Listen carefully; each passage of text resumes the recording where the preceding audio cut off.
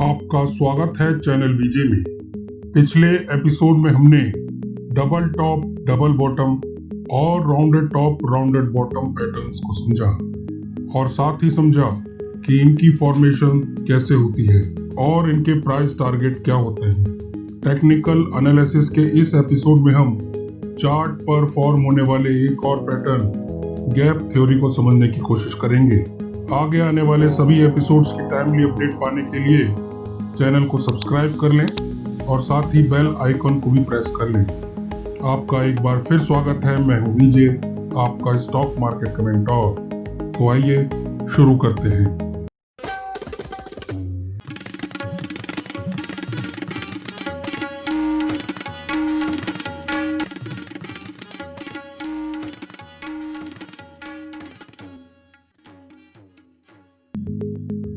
Technical analysis के working tool price chart को closely observe करें तो हम पाएंगे कि कई बार प्राइसेस के बीच में गैप्स फॉर्म हो जाते हैं।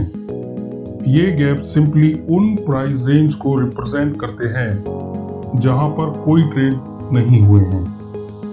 इन गैप्स के फॉर्म होने का मेन रीजन मार्केट आवर्स के बाद होने वाली घटनाएं हैं, जिनके कारण next day price closing price से गैप के साथ ऊपर या नीचे खुलते हैं और प्राइस फर्दर आगे उसी दिशा में बढ़ जाते हैं, पिछले दिन के क्लोज की तरफ नहीं लौटते। गैप्स इस बात का एविडेंस होते हैं कि स्क्रिप्ट के फंडामेंटल में कुछ इंपॉर्टेंट घटित हुआ है। गैप्स मार्केट पार्टिसिपेंट्स की उस साइकोलॉजी को भी बताते हैं जिसके कारण वे इस मार्केट मूवमेंट में शामिल रहे। गैप्स बुल्स या बेयर्स की उस एक्स्ट्राऑर्डिनरी इंक्रीज्ड बाइंग या सेलिंग प्रेशर की साइकोलॉजी को भी बताते हैं जो कि मार्केट क्लोज्ड आवर्स में डेवलप हुई है। एग्जांपल के लिए, मार्केट बंद होने के बाद अगर किसी कंपनी की कोई इंपॉर्टेंट डील या पार्टनरशिप अनाउंस हुई है या उसकी अर्निंग्स रिपोर्ट अनएक्सपेक्टेडली बहुत अच्छी अनाउंस हुई हो, तब इस केस में रातों रात कंपनी स्टॉक के प्रति लोगों में बहुत बाइंग इंटरेस्ट जनरेट हो जाएगा, जिसके कारण स्टॉक की डिमांड और सप्लाई में इम्बैलेंस हो जाएगा और जब मार्केट खुलेगा तो बायर्स की इंक्रीज्ड डिमांड के कारण स्टॉक बढ़त पर गैप के साथ खुलेगा। अगर पूरा दिन स्क्रिप्ट का प्राइस पिछले दिन के हाई के ऊपर ही रहता है तब चार्ट पर एक गैप फॉर्म हो जाएगा। स्क्रिप्ट का प्राइस कितना गैप अप या डाउन खुलेगा वह प्री ओपनिंग सेशन में डिमांड और सप्लाई के क्वांटम पर डिपेंड करता है। अप और डाउन गैप्स डेली, वीकली और मंथली चार्ट पर फॉर्म हो सकते हैं। ये गैप्स तब ज्यादा इंपॉर्टेंट हो जाते हैं जब ये एवरेज से हायर वॉल्यूम के साथ फॉर्म होते हैं। गैप्स डेली चार्ट पर फ्रीक्वेंटली दिखाई देते हैं, जबकि वीकली और मंथली चार्ट पर गैप्स बहुत कम फॉर्म होते हैं। वीकली चार्ट पर गैप फॉर्म होने के लिए उसे फ्राइडे के क्लोज और मंडे की ओपनिंग के बीच में फॉर्म होना होगा। वेयरएज मंथली चार्ट पर गैप को फॉर्म होने के लिए उसे मंथ के लास्ट क्लोज और नेक्स्ट मंथ के ओपनिंग के बीच में फॉर्म होना होगा। आइए वन बाय वन गैप्स की डिफरेंट फॉर्मेशंस को समझते हैं। इस एपिसोड में हम गैप्स की 5 मुख्य कैटेगरीज को जानने की कोशिश करेंगे, जो हैं common gaps, breakaway gaps, runaway gaps, exhaustion gap और island reversal gaps. Stock market के आगे आने वाली सीरीज में नए एपिसोड्स को देखने के लिए चैनल सब्सक्राइब कर लें और बेल आइकन को प्रेस कर लें। गैप्स की फर्स्ट कैटेगरी कॉमन गैप्स वो टेम्परेरी गैप्स हैं जो रैपिडली फिल या क्लोज हो जाते हैं। गैप्स के फिल या क्लोज होने से मतलब यह है कि प्राइसेस उन प्राइस लेवल पर वापस आ गए हैं जहां से गैप की शुरुआत हुई। साथ ही गैप्स की फॉर्मेशन में वॉल्यूम का इंपॉर्टेंट रोल होता है। जहां तक कॉमन गैप्स की बात है, इन गैप्स में वॉल्यूम एवरेज से थोड़ा ही बढ़ा हुआ होता है। अगर मैं कहूं कि सफिशिएंट बढ़ा हुआ नहीं होता तो गलत नहीं होगा। कॉमन गैप्स जनरली उस ट्रेंडलेस समय में फॉर्म होते हैं जब मार्केट साइडवेज होता है। इसलिए मार्केट सपोर्ट और रेसिस्टेंस के बीच नैरो रेंज में मूव करता है। एग्जाम्पल के लिए किसी स्क्रिप्ट का एक्स डिविडेंड होना कॉमन गैप के फॉर्म होने का कारण हो सकता है। डिमांड और सप्लाई रिलेशन किसी स्क्रिप्ट के ट्रेंड को गवर्न करता है, पर कॉमन गैप्स स्क्रिप्ट की बुक वैल्यू में अचानक बदलाव के कारण फॉर्म होता है।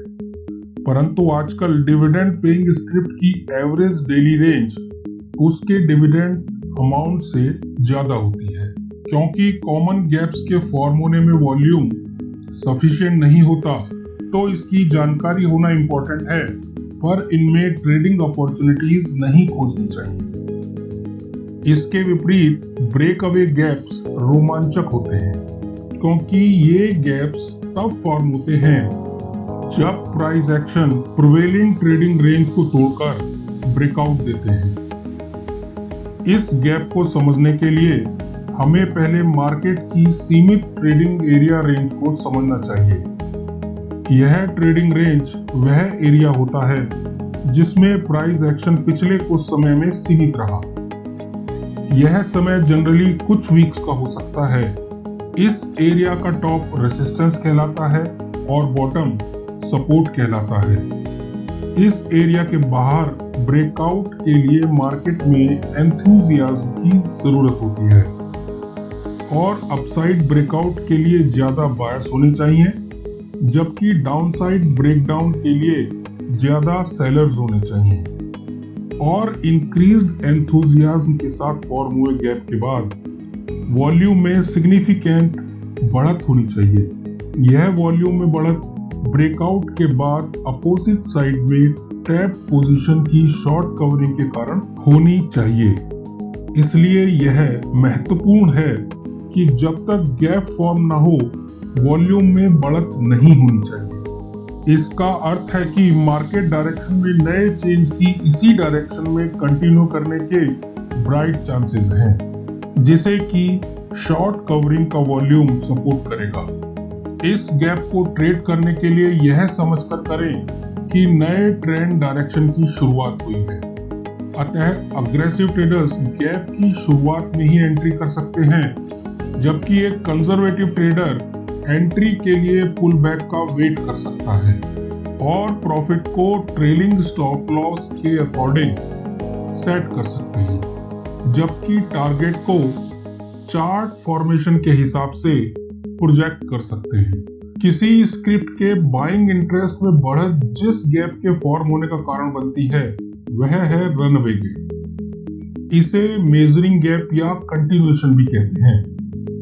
रनअवे गैप्स आदतन ट्रेंड के दौरान हाफ वे में फॉर्म होते हैं। मार्केट टेक्नीशियंस कहते हैं कि रनअवे गैप्स अक्सर ब्रेकअवे गैप्स के बाद में फॉर्म होते हैं, जिसका कारण इन्वेस्टर्स का इंटेंस इंटरेस्ट होता है, जो कि स्ट्रॉन्ग बुल या बियर मूव को ड्राइव करता है और प्रिवेलिंग ट्रेंड की डायरेक्शन की ओर प्राइस में सिग्निफिकेंट चेंज का कारण बनता है।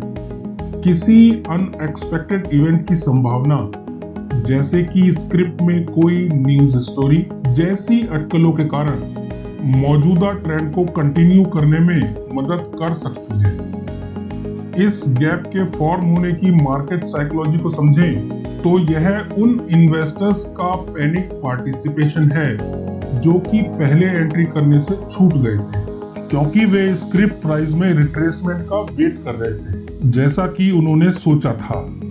परंतु उनकी आशा के विपरीत प्राइस जब रिट्रेस नहीं हुए तो उनका पेशेंस टूट गया और अपनी एंट्री की तीव्र डिजायर में वे पैनिक में भारी मात्रा में एंटर करने के लिए कूद पड़े।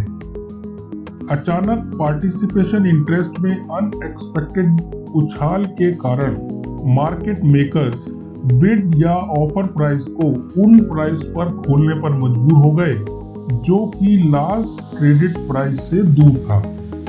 सो प्राइस में एक गैप फॉर्म हुआ और प्राइजेस गैप के साथ डिसाइड हुए। पैनिक के कारण इन प्राइस पर हुए पार्टिसिपेशन के कारण प्राइजेस दूर ऊपर या नीचे खुलने की वजह से चार्ट पर एक गैप फॉर्म हुआ। यह गैप यूजुअली एक हाई वॉल्यूम के साथ फॉर्म होता है। रनअवे गैप को ट्रेड करना एक मोमेंटम को ट्रेड करना होता है, जिसमें स्टॉप लॉस गैप का स्टार्टिंग पॉइंट होता है और इसकी एंट्री नेक्स्ट डे की कंफर्मेशन कैंडल के क्लोजिंग प्राइस रेंज में होनी चाहिए और प्रॉफिट टारगेट के लिए ट्रेलिंग स्टॉप लॉस का यूज करना यूजफुल हो सकता है। स्टॉक मार्केट के आगे आने वाली सीरीज में नए एपिसोड्स को देखने के लिए चैनल सब्सक्राइब कर लें और बेल आइकन को प्रेस कर लें। एक अच्छे अप ट्रेंड या डाउन ट्रेंड के अंत के आसपास फॉर्म होने वाले गैप को एग्जॉर्शन गैप के नाम से जाना जाता है। जैसा कि इसका नाम एग्जॉर्शन यानी थकावट से समझ आता है, मौजूदा ट्रेंड में वह थकावट ही उसकी फॉर्मेशन का कारण होती है। बहुत समय यह गैप मौजूदा ट्रेंड के अंत का पहला सिग्नल देता है। यह गैप्स हाई वॉल्यूम और लार्ज प्राइस डिफरेंस से पहचाना जा सकता है। एग्जॉर्शन गैप को रनअवे गैप समझने की गलती हो सकती है अगर गैप फॉर्मेशन के दौरान एक्सेप्शनली हाई वॉल्यूम को नोटिस ना किया जाए, जो कि एग्जॉर्शन गैप में होता है। आइए इसको ठीक से समझते हैं। एक लंबे डाउनसाइड बेयरिश मूव में जब निराशा का माहौल व्याप्त होता है, तब इन्वेस्टर्स द्वारा अपनी समस्त होल्डिंग को लिक्विडेशन के लिए सेल करना सामान्य अवस्था है। एग्जॉर्शन गैप तुरंत ही भर जाते हैं जैसे ही प्राइसेस अपना ट्रेंड रिवर्स करते हैं। लाइकवाइज अगर यह अपसाइड बुल मूव के समय आता है तो यह उत्साह ट्रेड्स को काबू में करने जैसा प्रतीत होता है और प्राइसेस सफिशिएंट अपसाइड गेन नहीं कर पाते। इस सिचुएशन में प्राइस ह्यूज वॉल्यूम के साथ गैप अप खुलते हैं और उसके बाद ग्रेट प्रॉफिट बुकिंग आती है और स्क्रिप्ट की डिमांड विलुप्त होती नजर आती है। परिणाम स्वरूप प्राइस नीचे गिरते हैं और प्राइस में सिग्निफिकेंट चेंज नजर आता है। एग्जॉर्शन गैप्स प्रॉफिट बनाने के लिए प्रोबेबली इजीएस्ट ट्रेड हो सकते हैं। चार्ट में हम नोटिस करें तो पाएंगे कि प्राइस में गिरावट से पहले एक और अपसाइड दिन होता है। हाई वॉल्यूम सिग्नल देता है कि यह एक एग्जॉर्शन या रनअवे गैप में से कोई एक हो सकता है, परंतु जब गैप के साइज से लगभग दुगना वॉल्यूम होता है, तब एक एग्जॉर्शन गैप फॉर्म होने वाला होता है। चार्ट पर गैप की वह फॉर्मेशन जहां पर कैंडल्स के दोनों ओर गैप होता है, आइलैंड रिवर्सल के नाम से पहचानी जाती है। जैसा कि इसके नाम से मालूम होता है, यह एक सिंगल कैंडलस्टिक या कैंडलस्टिक्स क्लस्टर होता है, जो कि एक गैप के बाद अलग और अकेला प्रतीत होता है, जैसे कि एक आइलैंड या द्वीप पर हो। एक वैलिड आइलैंड रिवर्सल का इंपॉर्टेंट सिग्नल यह है कि दोनों ही गैप्स में इंक्रीज्ड वॉल्यूम हो। पहला गैप जो कि ट्रेंड की डायरेक्शन में है और दूसरा गैप जो कि ट्रेंड की अपोजिट डायरेक्शन में फॉर्म होता है। अक्सर island reversal news event driven होते हैं, जो कि मार्केट आवर्स के बाद में घटित होती है। इस गैप पैटर्न को ट्रेड करने के लिए एंट्री कंफर्मेशन कैंडल के स्टार्ट में की जा सकती है और स्टॉप लॉस गैप का स्टार्टिंग पॉइंट होता है। साथियों, इस एपिसोड में इतना ही। इस एपिसोड में दी गई जानकारी यूजफुल लगी हो तो वीडियो को लाइक करें और साथियों के साथ शेयर करें। नए साथी चैनल को सब्सक्राइब करने के साथ साथ बेल आइकन को हिट करें आगे आने वाली इंपॉर्टेंट अपडेट्स को तुरंत पाने के लिए। अपने सुझाव, विचार और सवाल नीचे कमेंट बॉक्स में पोस्ट करें। तो मिलते हैं टेक्निकल एनालिसिस के एक और नए एपिसोड में। टिल देन, नमस्कार।